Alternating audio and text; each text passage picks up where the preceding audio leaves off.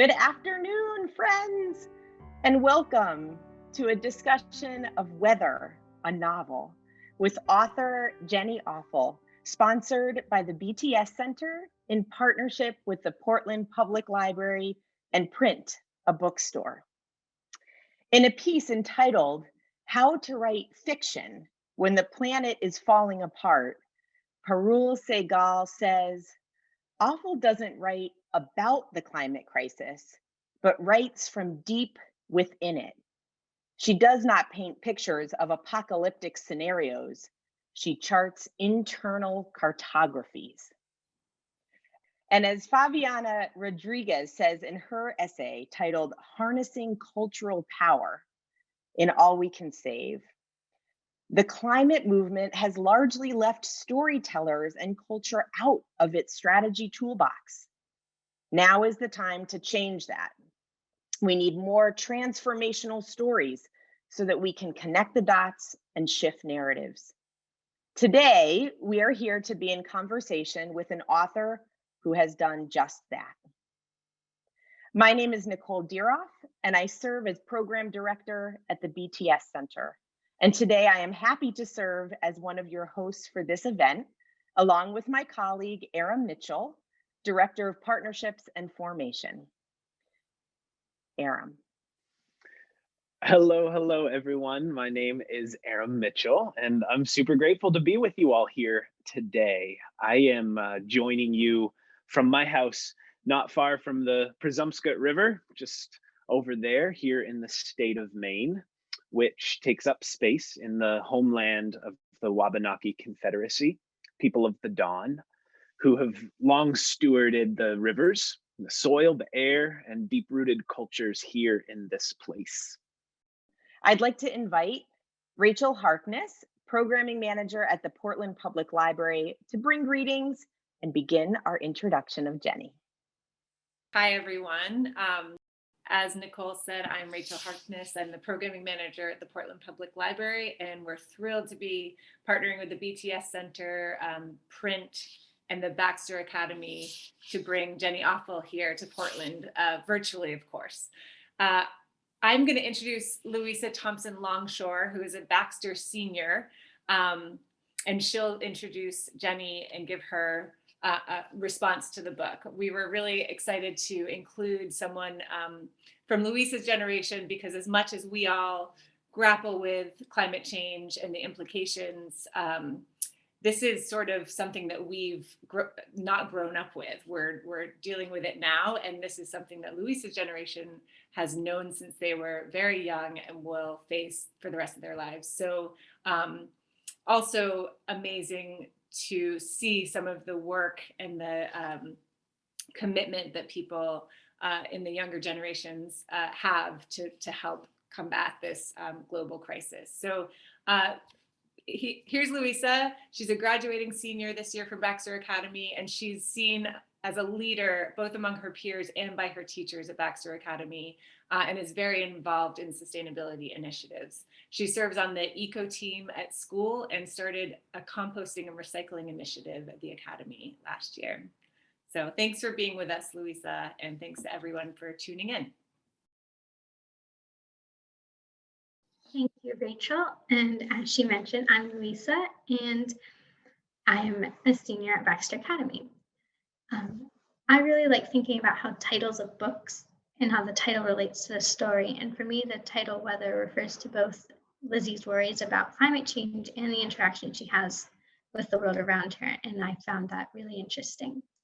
Before reading the book, I hadn't thought much about how adults view climate change and how it'll affect their future. As a teenager and going through school, I've always heard about, oh, the polar bears are going to die and the ice is melting, so turn off the lights. It's just always been a consistent thing throughout schooling. And I hadn't thought about how adults are viewing this very much and how it's affecting my parents or my teachers' futures.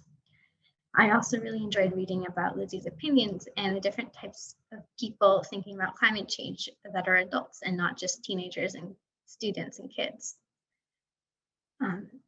So now I'm honored to introduce Jenny Offill, and she is zooming in from upstate New York. A fun fact about Jenny is that during the pandemic, her family converted their dining room table into a ping pong table, and now they have a ping pong table instead of a dining room table, which I think is a wonderful thing, and I wish that my family would do that. She is here today to share and read from her novel, Weather. Welcome, Jenny. Thanks so much for having me. Thanks so much, Louisa. That was a wonderful introduction. My daughter is just turned 16, and a couple of months ago, I did an event at the Brooklyn Public Library for Climate Reads, and actually she interviewed me. It was really interesting because we wanted to, she interviewed, no, I have that backwards. I interviewed her. And it was so interesting because it was just, she's an activist, and just getting to kind of course we have these conversations in the car and just in our house, but it was really interesting to kind of do it in a slightly more formal way. And what you're saying, like, I'm always wondering what she's thinking about it, and she's always wondering what I'm thinking. So it's great to have the cross-generational things.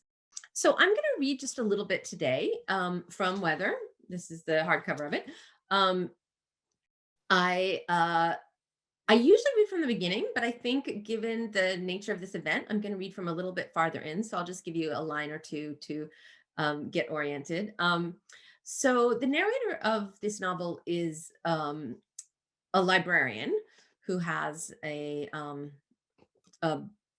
son and a husband and a brother who's just recovering from addiction, and a lot of people that she's sort of looking after, including the people who come into the library and the people that are in her neighborhood. And so she's kind of one of these caretaking people, but she's never really thought very much about the caretaking of the earth. She's always in an early point in the novel, she's sort of thinking, wait, I have to worry about the whole world too. But a former professor of hers becomes a podcast host, and is doing climate podcasts that are quite doomy and gloomy. And she asks if Lizzie would start answering the mail that she's receiving. So this section takes place in the period right after Trump was elected.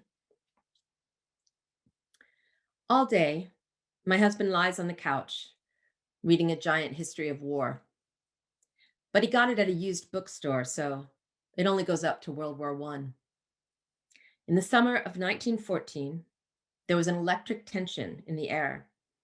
It would not be long until the descent into the madness of the first fully mechanized war. The British statesman, Sir Edward Grey, famously predicted what was to come. The lamps are going out all over Europe. We shall not see them lit again in our lifetime. At bedtime, my son and I start the next Narnia book, Prince Caspian. At the beginning, the children are pulled out of a train station and land on an uninhabited island. They wander around until they find a bit of stone wall. Eli realizes it is the ruins of the Narnia castle before I do. Then he starts asking questions. Will he still be alive when I die? If not, what will he do? I tell him that old dodge that it'll be a long, long time before I do, that we will all live a long, long time. But this is not what he wants to know. Lately, my husband has been sending up trial balloons about other neighborhoods, but when we look up the rents, they are ridiculously high. I keep worrying he will suggest New Jersey, where he's from, but he never does. He had an idea for the summer, though. He wants to send Eli to a camp at a historic estate where they teach kids to churn butter and herd goats. Eli does not want to go. It's you that wants to go, I tell him. I keep wondering how we might channel all of this dread into action. One night, Ben and I go to a meeting about justice at the Unitarian Church down the street. Good people all around, making plans, assisting. So why do I feel so embarrassed? Most are older than we are, They speak of how others have helped them. They give thanks for those who have reached out and call on us to think about the less fortunate. It's church. I remember now how it went. I thought you wanted community, Ben says afterwards, but not so much, not like that. All that eye contact, not my tribe, I tell him. Question: how does a Unitarian walk on water? Answer: she waits until winter. I miss the express bus and take the local home instead. Just the other day, I heard one of the women tell another that slowness is a form of goodness. This bus is full of old Russian people holding shopping bags between their feet. I sit across from a hot guy in a green coat who looks as if he's trying to place me. When I was younger, I sometimes knew why a man was staring at me, but these days it's often as not just a lapse in memory. He has a pouch of tobacco in his pocket and a ratty backpack that looks like it's been to war. There's a book sticking out of it, but not far enough to read its title. My husband told me once that the Greeks had this term, epoche, meaning I suspend judgment. Useful for those of us prone to making common cause with strangers on buses. Sudden alliances, my brother calls them. I have to be careful. My heart is prodigal. It's raining. The bus is full. It's reached that density where being seated feels like a form of guilt. I look around. I will grudgingly stand for the infirm and the pregnant and those with children, but miraculously, it's all able-bodied teenagers with earbuds. I forgot my phone, or I too might have blotted out all these humans. The guy in the green coat keeps glancing at me.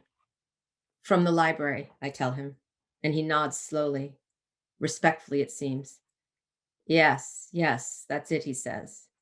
He has a slight accent, and I wonder if he comes from some distant country where librarians are held in especially high esteem. When we get off at Coney Island Avenue, he stands up and I see his book. It is a field guide to mushrooms.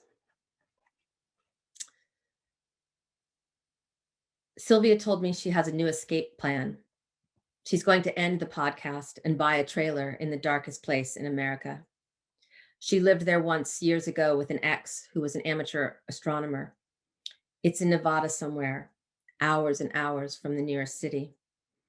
On a clear night, you can see the pinwheel galaxy with the naked eye, she says. Later, I look it up and see that it is 25 million light years away. No more campaigning, no more fundraising, no more obligatory notes of hope. Already things she worked on for years have been swept away with the stroke of a pen. All she wants now is to go somewhere quiet and dark. Withdrawal to the desert is called anachoresis in Greek. The Buddhist meditation class is no longer crowded. I find out a lot of people left recently because of something the teacher said. Someone asked her what she thought about the waves of recent allegations in the press. She said that it caused her great sadness to think of people who had made dishonorable actions. But she did not believe in the language of victims and perpetrators. When she was asked about punishment, she spoke instead of reincarnation. Everyone here has done everything to everyone else, she said. Thank you. Thank you, Jenny. I have a pretty interesting interfaith background. My parents, I grew up, and when I was about 10 or 12, my parents started going seriously to church. We went to an Episcopalian church, and they went sort of through an interesting trajectory where they became more and more conservative. And then at a certain point it flipped, and now they're as like progressive as you could possibly be. It's wonderful. I married someone who's Jewish, and my daughter just started at a Quaker school. And I think that what the Unitarian section for me was one of the many times that I tried to figure out where we could all go. And I think Yep. what I'm finding out, I'm also quite drawn to Buddhism, Buddhist ideas.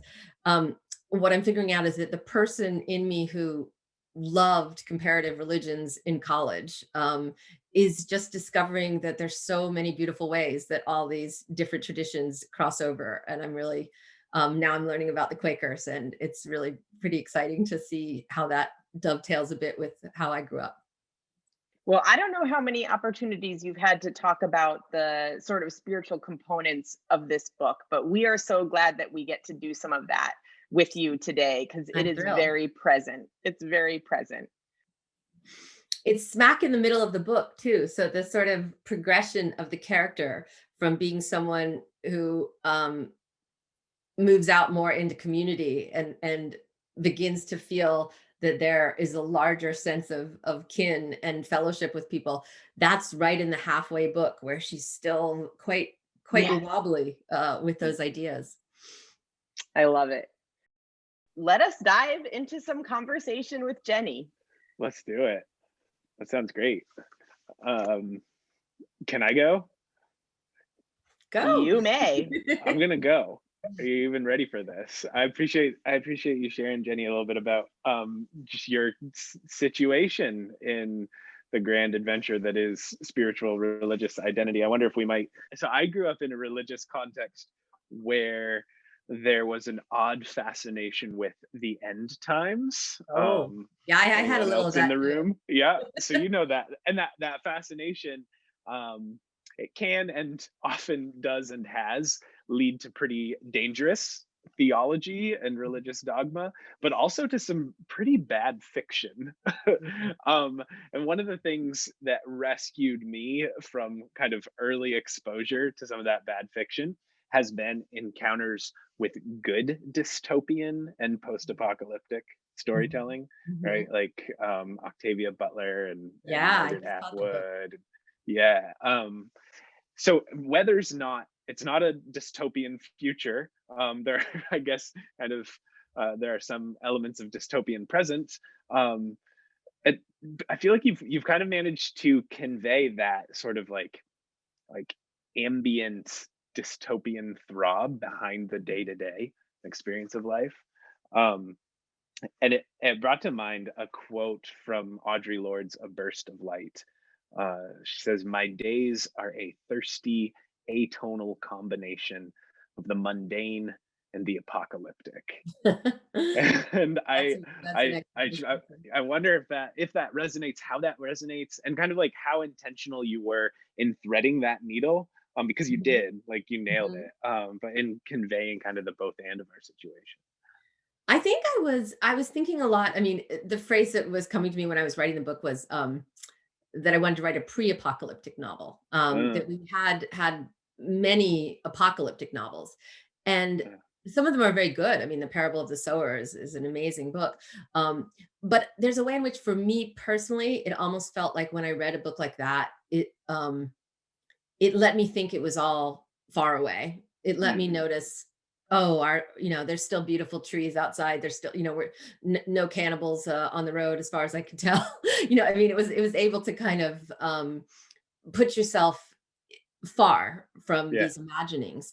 And then, at least when I started the book, I was really noticing how many people, I have some friends who are very involved activists, but I was interested in how many people I knew really never thought about this. And that had sort of been me. At least it's interesting to go back to what Louisa said. I had not really checked in on the timetable, maybe since post-college. And they'd always said, oh, your great-grandchildren are going to have a very terrible time. And the whole faster than expected thing, it brought up a lot of questions for me that I think do sometimes come from my background, which was about what is my responsibility here, and what does it mean to be called to action. And so that was something that I began trying to figure out how to incorporate into a novel.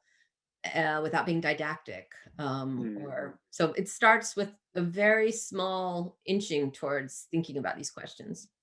Mm. I wonder if I might invite you into some more reflection on this intergenerational piece.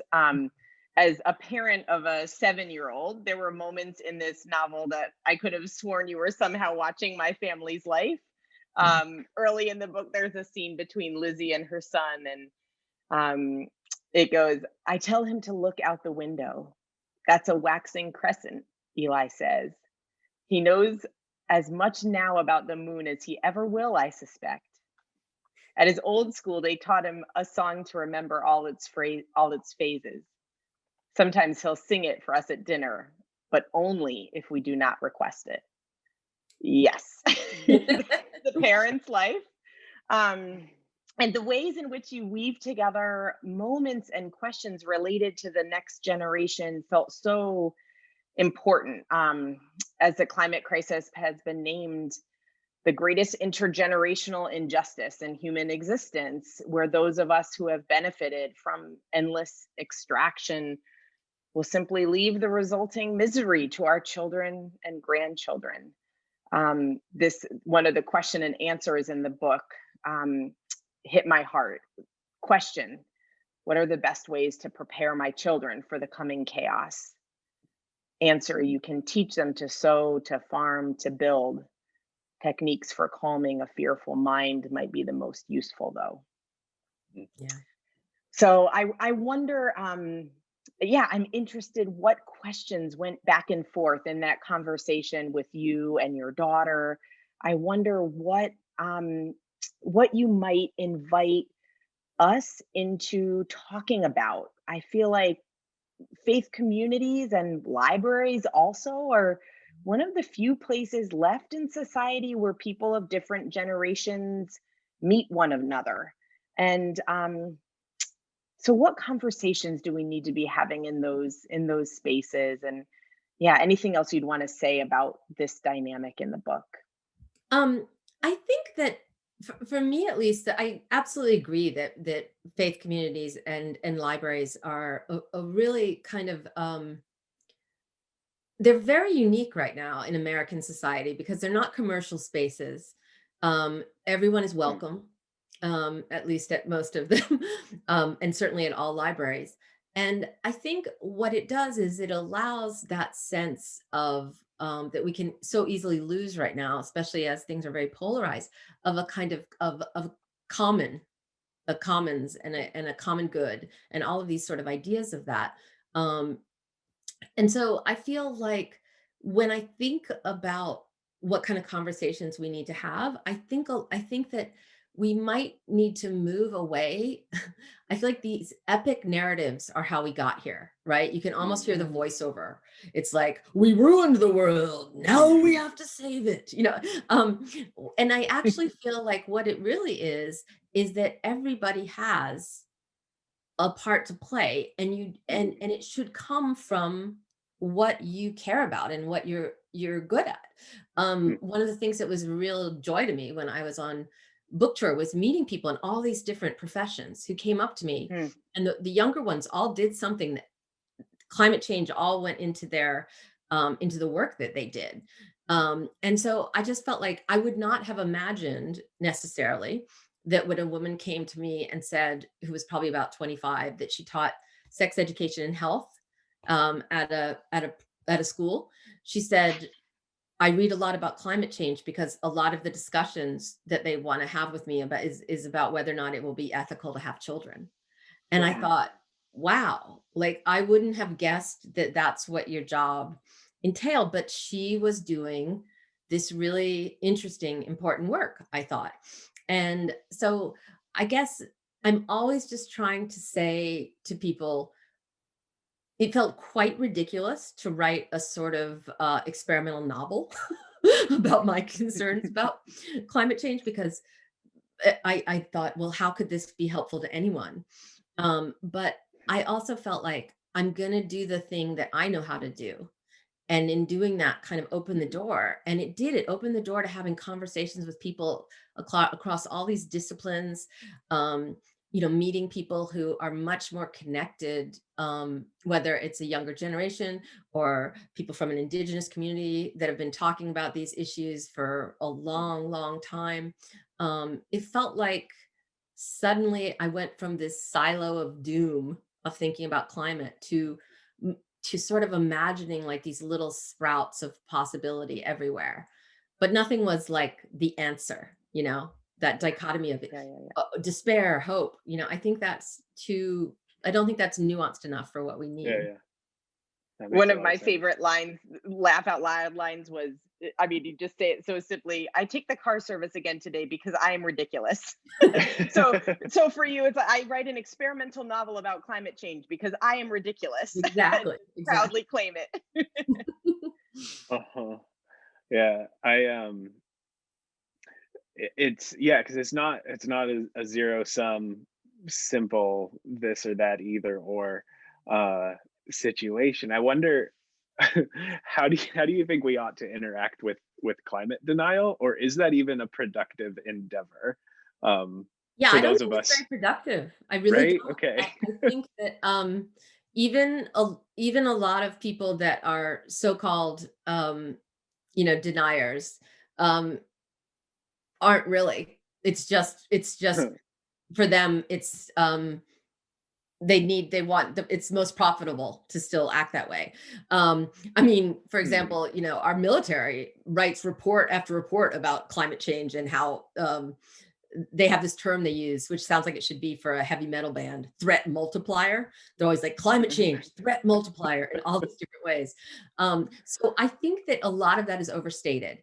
There Uh, is a there is a not it's fairly sizable a group in the evangelical Christian community that believe that you shouldn't engage with trying to save the things because the rapture's coming and you'll be gone, and whatever trials those and those are tribulations the bad fiction. That's the bad fiction I read that's the bad. growing up. So yeah, so I don't think so. I think we should engage with I think we should I really think we should engage across disciplines. That's why I was so excited by Hmm. I feel like great, like theology, like let's Yeah. bring in theology because that has a lot to say. And for me it feels like I've been very influenced by people like well, they're mostly sort of mystics over the years, like Meister Eckhart or Thomas Merton. Um, Thomas Merton said this thing once that I think about all the time, that he was a permanently curious person. And I just thought Mhm. that's kind of what we need to be to figure this out. We have to continue to be curious about what might get us there. Yeah. Can I invite you to read the epigraph, and then I have a question for you? Sure. Well, this this speaks to my very inefficient way of writing. Don't try this at home, kids. I often read an entire book just to find a little tiny thing. And this was a long history of the Puritans that I read. But I did find this. And yeah. Notes from a town meeting in Milford, Connecticut, 1640. Voted that the earth is the Lord's and the fullness thereof. Voted that the earth is given to the saints. Voted that we are the saints. So bold. So I think So good. this idea, which sometimes goes by,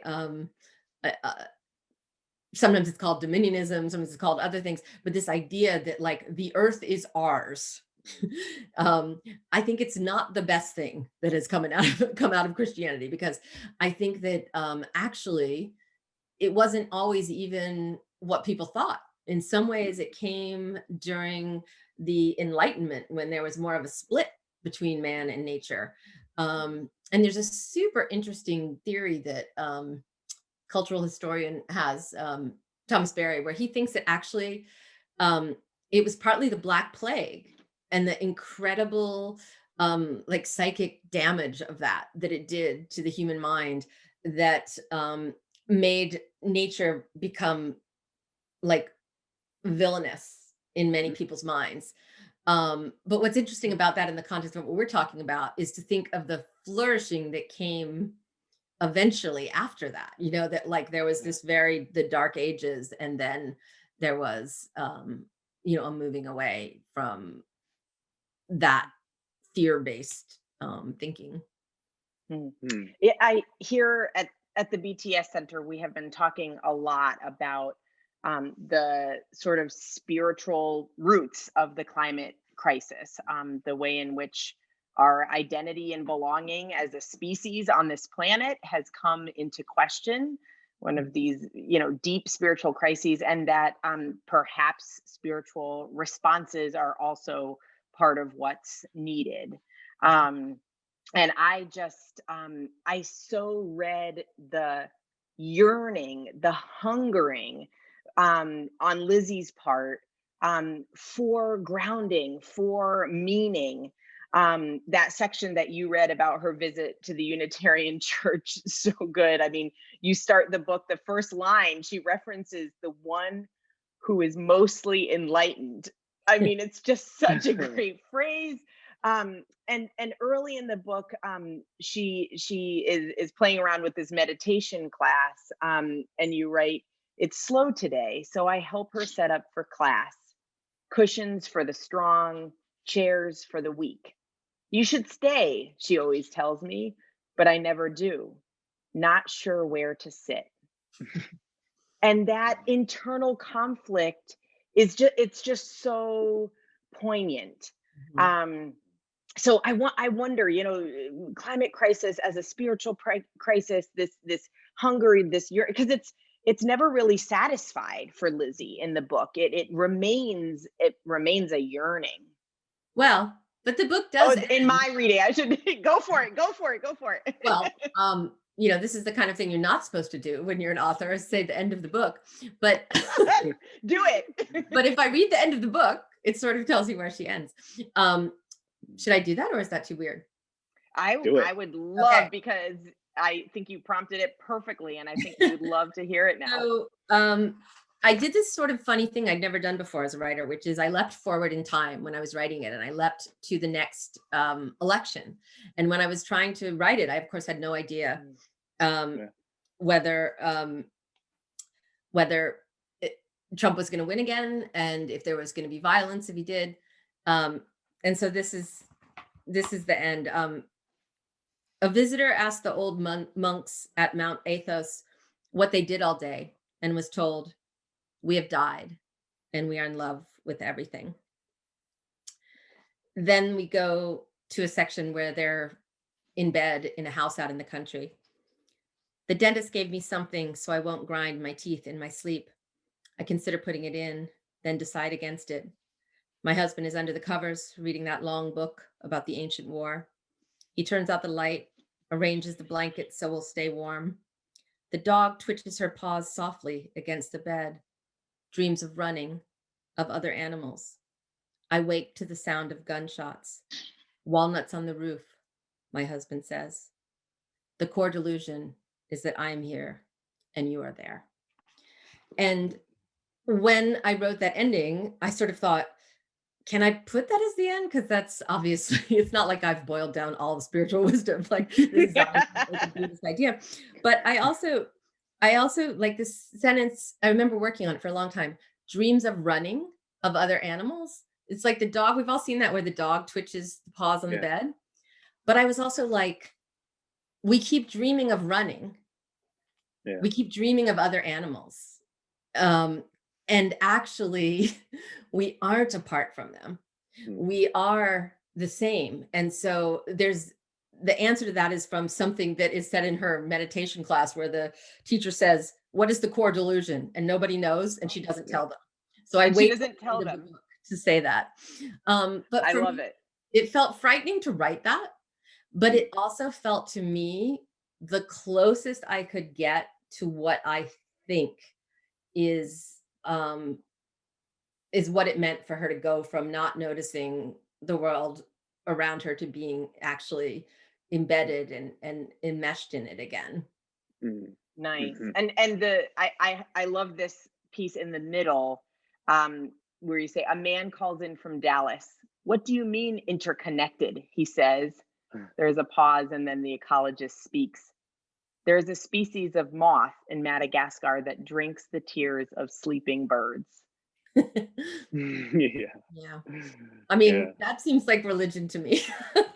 Amen. That'll preach. That's something That'll preach. spiritual. Yeah. I love that. Yeah, I feel like it's one thing to grasp climate devastation, or even to like engage with climate devastation intellectually, and also it's one thing to like engage with kind of with the natural world, the more than human world, intellectually. It's another thing to like feel it.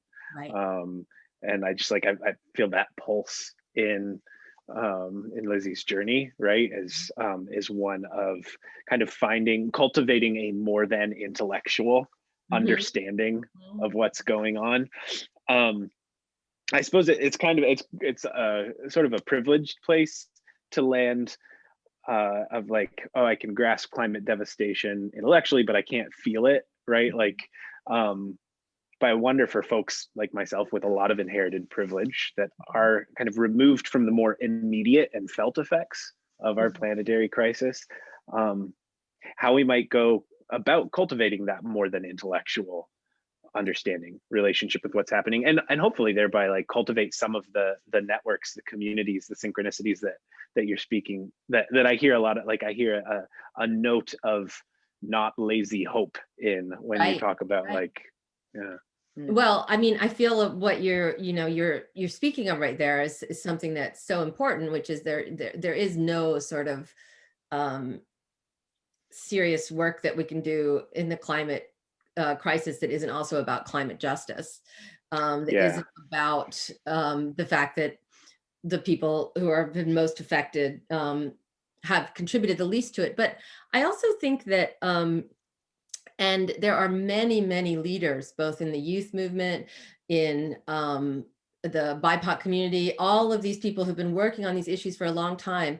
And I think a lot of what people need to do who are still somewhat protected from it is talk to them, find out what they've been doing, and have the humility to, like the Sunrise Movement is like, we do not want you if you're over 30, but please give us money. And you know what? That's a totally legitimate. That's a totally legitimate youth movement idea. And there's some similar things like that. But I also feel like sometimes I think that this idea of, oh, these people are protected and these people are not. I feel like this is already affecting all of us. And it is affecting some people in absolutely devastating ways and other people in smaller ways. But it sort of reminds me of that thing that science fiction writer William Gibson said. He said, the future is here. It's just unevenly distributed. And I feel like the climate crisis is here. But obviously the way a family is experiencing it in Bangladesh versus in upper middle class community in Maine is going to be different. But I do feel like thinking so much about, am I going to make the wrong step? Am I going to do something? Because, there's always debates about like, I think that everything's been turned into like, as if we can consume our way out of things, as if we can make these perfect green choices. And all that does is try to take the focus away from the 100 or so companies that have put everything on individual choice, and so I feel like there's ways to build community while still recognizing that you don't have to push away your own grief and your own sense of uneasiness, because we're animals and we feel that something is wrong. I think that it's an uneasiness that even if you're not a person who thinks you're identified very much with the natural world, you still feel it. Thanks, like Jenny. That soul sickness when you've been on the screens for too long, that feeling you have afterwards where you're just sort of like, oh, so what was that? Feeling it in our bodies. So let's switch into some Q&A driven by those who have gathered with us. And to get us started, I want to invite Alan Ewing Merrill, our BTS Center Executive Director, who's been watching the chat, to share some greetings and ask a question that he's been, collecting. Thanks, Nicole, and thank you, Jenny, so much for being here. It's just an honor to have you with us. So enjoyed your novel, and thanks to Print, a bookstore, and Portland Public Library for partnering with us to bring Jenny to this Zoom room. The BTS Center, I just want to offer greetings. Our roots date back to 1814. So we sometimes call ourselves a 200-year startup.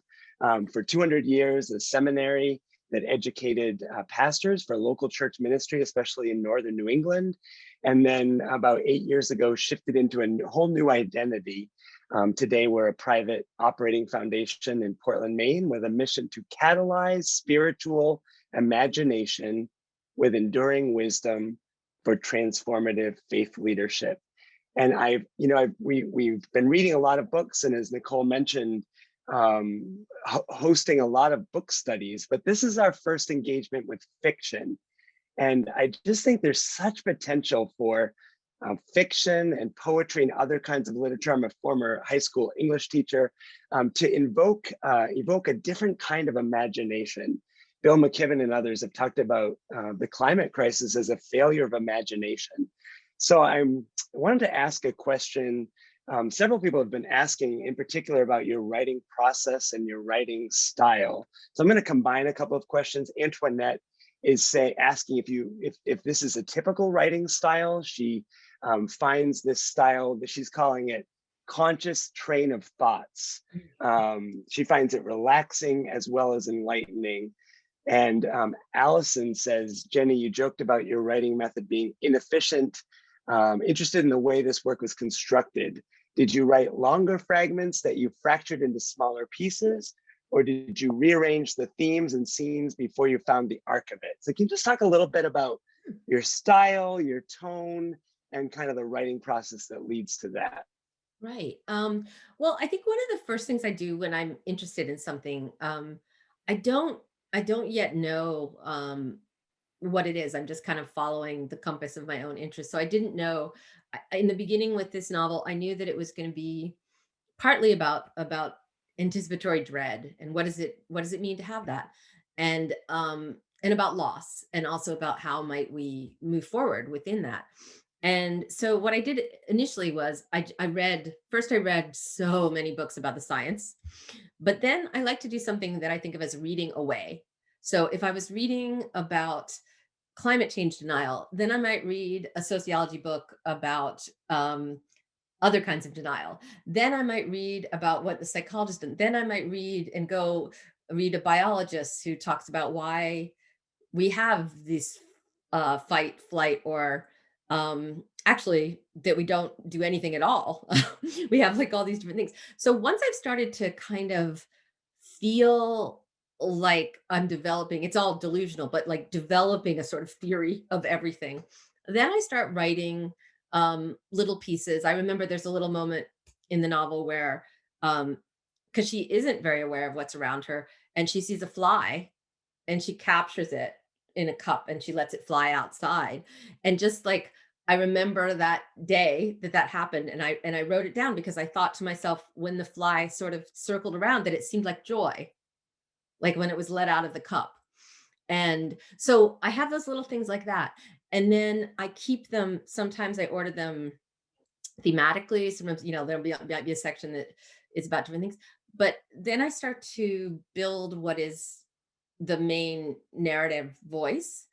And then I sort of see what comes in, what is floating back from all. I have like 300 or 400 pages of those kind of notes, but it takes me a while to figure out how they go together. So they don't start out long. Sometimes they're a little longer and they get cut. It's all due to whether I think that I just cut it if I don't think the sentences are good enough. And sometimes that means that I have a long time where I don't know how something goes together because I've cut out the middle and I haven't written anything that's good, that will fit there yet. such a fascinating writing process. I love that idea of weaving together the little vignettes as they come together to create the arc of a story. Thanks again for being here. I'm going to toss it now to Emily Russo, who is co-owner of Print, a bookstore, one of our partners for this event. She's going to share greetings and maybe a question of her own or one from the chat. Hi, everyone. My name is Emily Russo-Murtaugh, and I am the co-owner of Print, a Bookstore in Portland, Maine, soon to celebrate our 5-year anniversary. To echo Jenny, thank you so much for joining us today. You actually referenced this in your answers to the last question. And about 3/4 of the way through the novel, you refer to a disaster psychologist, and what individuals do in disaster is not necessarily what we think we would do. That, you know, husbands leave wives in burning houses, etc. And I was wondering if you actually, from a research standpoint, if you actually interviewed or spoke to or read about a disaster psychologist and where you gleaned that information from. Yeah, I read so much disaster psychology because I found it absolutely fascinating. And it was one of those things where it must have it just absolutely captured my imagination because so much of what I learned was counterintuitive.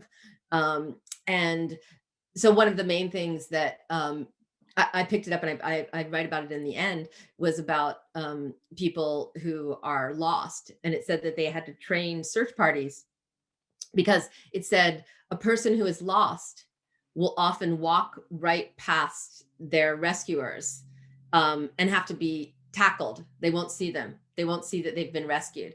And for me, that was such a beautiful idea of how we can be walking in this trance past the other people who might be able to be in community or be allies with us, but we're so sure we're lost. We're so sure that no one's coming that we keep walking by. That was one thing I found. And also it said that they found again and again that city kids did better on these wilderness things where someone would be put out and have to find their way back. And they said suburban kids did the worst because they didn't have any predators. So they didn't know, they like their animal instincts didn't come in. But the other thing it said to do was that if you're in that, you should rehearse disaster. And we all know the version of that on an airplane, right? How they just talk us through it. But you might not know that they're saying all those things because they've done all these studies where people just don't do anything. They have time to get out, but they don't do anything because their brain keeps saying, this must not be happening. So for me, all the disaster experts are like, if you get on a boat, you're going to feel stupid, but go look and see where all the rafts are. If you get in, so now I'm the person that like checks under my thing and does all the stuff. But yeah, it was really fun research. And there was one book that I by this British author that I think I just it was called Disaster Psychology that I think I poured through, got most of it from. I was just kind of curious if you had like anything that like thing that always inspired you for writing and stuff, or like a system that you like to do, or is it just a little bit here, a little bit there? What I find is that when I'm feeling like I can't write, but I want to write, that it works best for me to do some reading.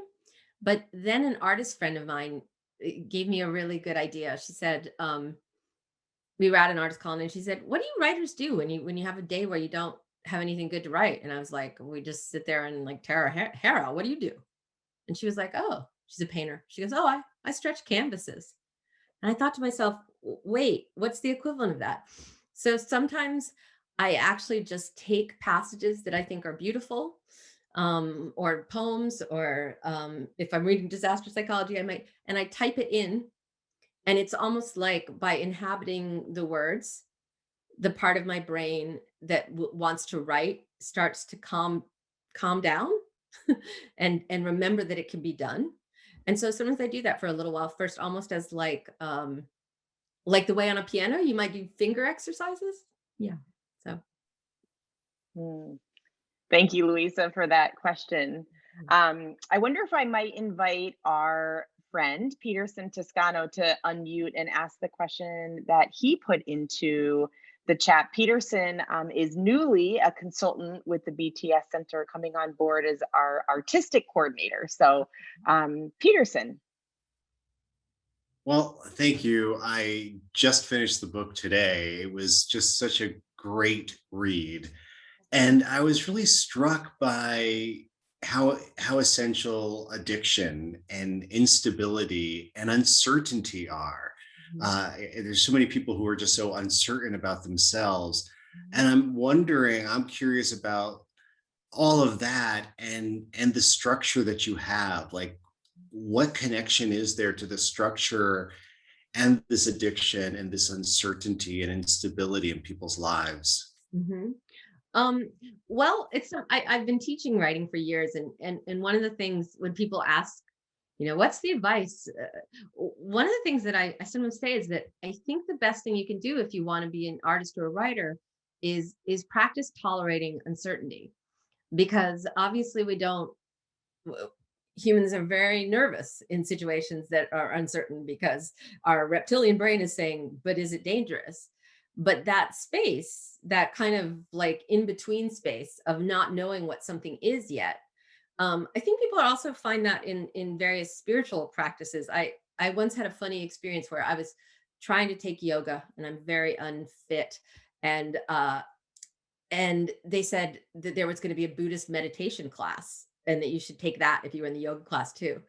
And everybody from the yoga class went to the Buddhist meditation class, and they hated it because it was just like sitting still and being in your head. And I was like, this is like writing.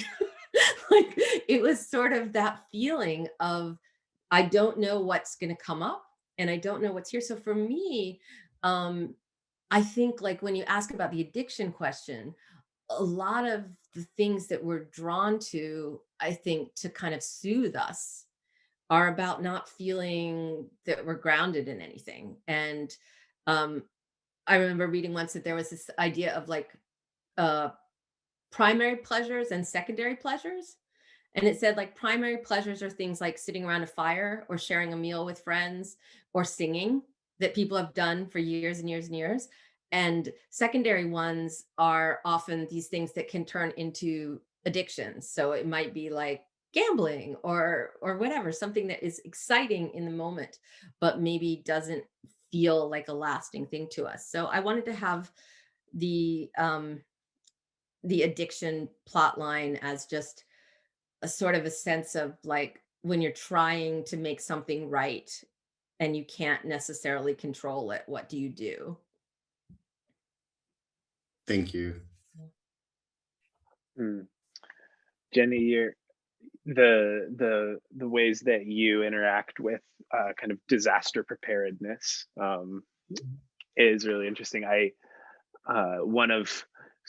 I'm a registered Maine guide, and one of the parts of the test here, the parts of the test is to respond to a catastrophic scenario. So we have to literally visualize your way kind of through. And one of the things that I learned in wilderness medicine from one of my wilderness medicine trainers is, in a catastrophic situation, smoke them if you got them.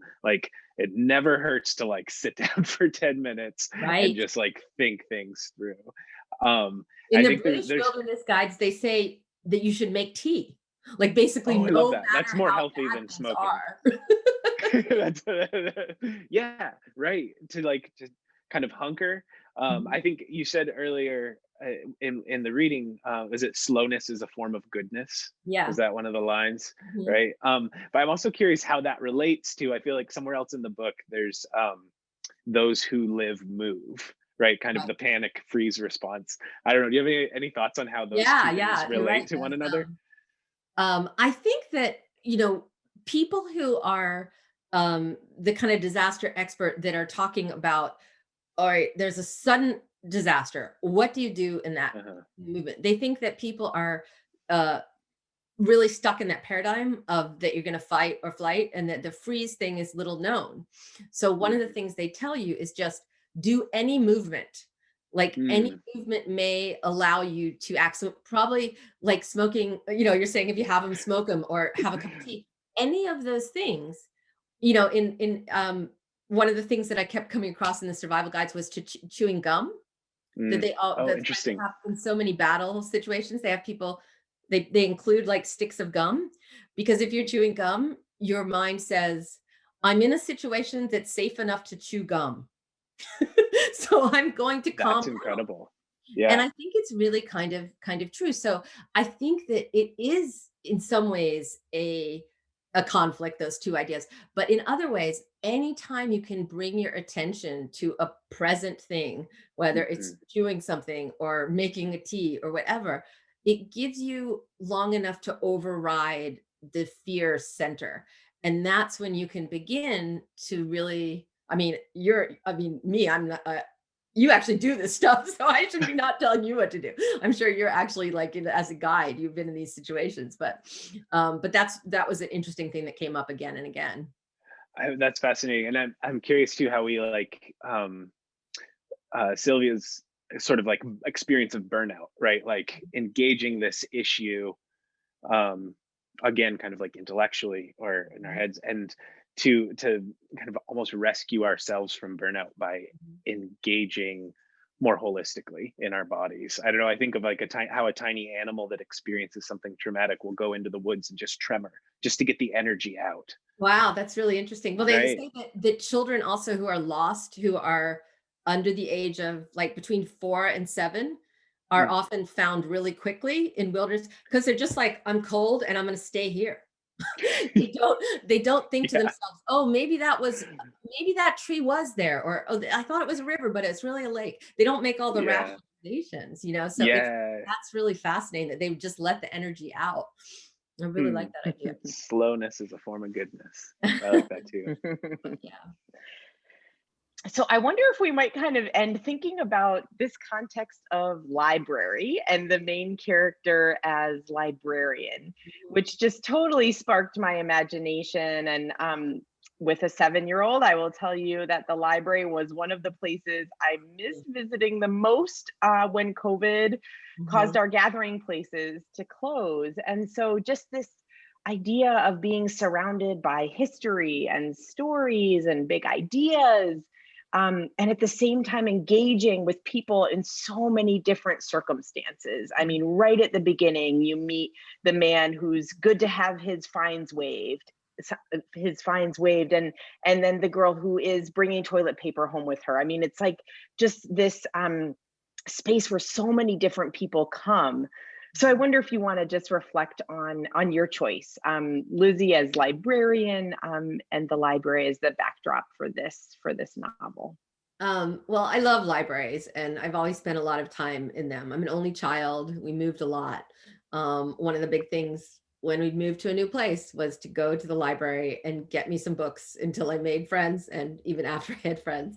But in terms of like, it's funny, if we watch TV shows, we're very used to seeing that something will be set in a police station or a hospital.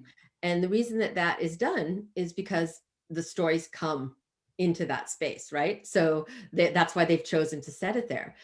I think libraries are like that too, though. If you sit in a library, you will hear the librarians.